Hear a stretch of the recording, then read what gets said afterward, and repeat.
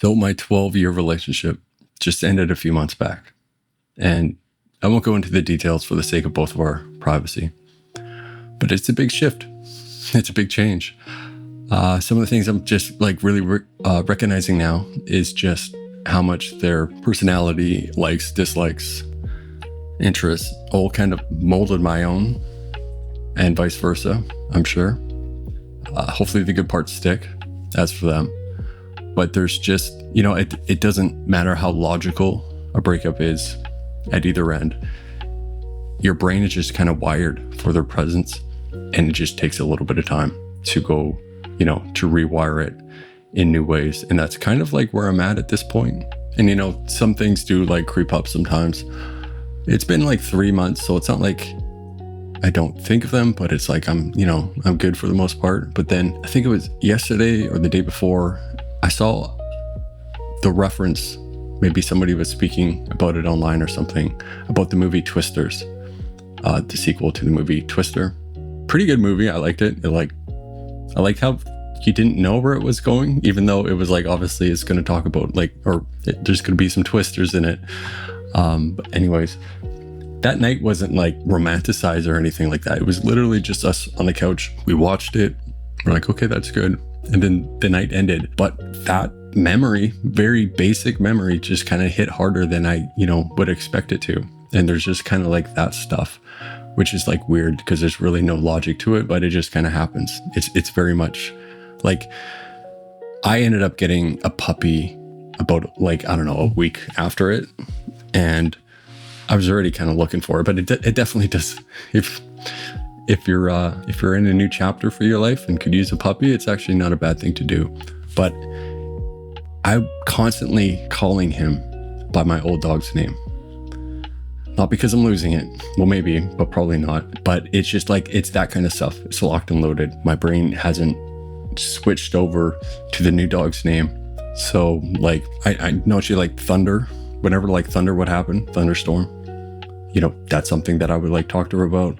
Or if the Canucks got blown out, the Vancouver Canucks got blown out, I know I'd like probably mention that to her or something like that. So it's like certain events, thoughts, ideas are wired to engage with your significant other to some extent.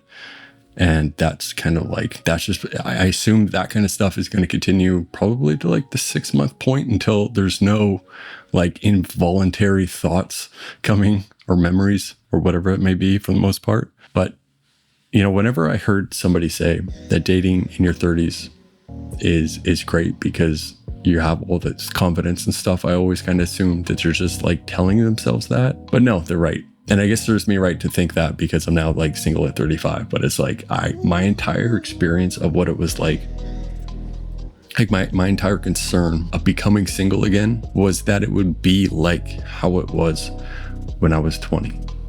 And, which didn't really make sense because when you're 20, you don't have the life experience, you don't have the confidence, you're just kind of filled with a lot more insecurities and doubt, and just you don't have that certainty.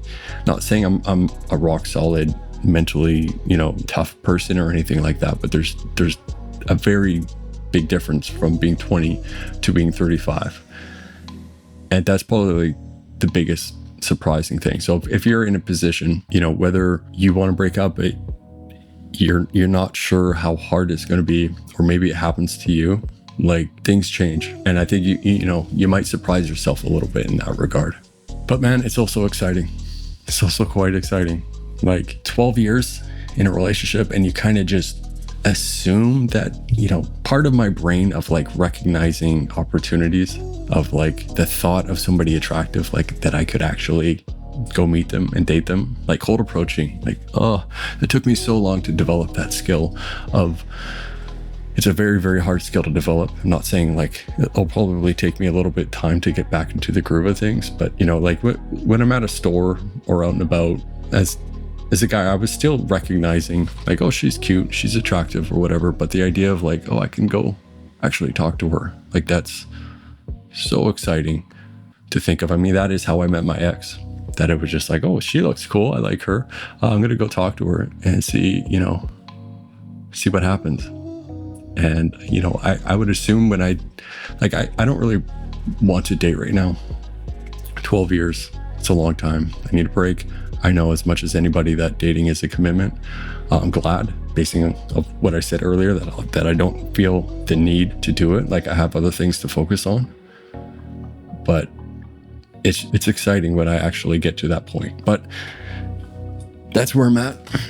I don't usually share this type of, or make these type of videos because I'm a pretty private person normally. I'm quite introverted, but it's nice to kind of make this type of content once in a while, instead of just having these thoughts and views and experiences remain in my head. But if you are going through something similar, hopefully you're managing it well. Feel free to share anything that's relevant, but otherwise I'll talk to you guys again soon. Peace.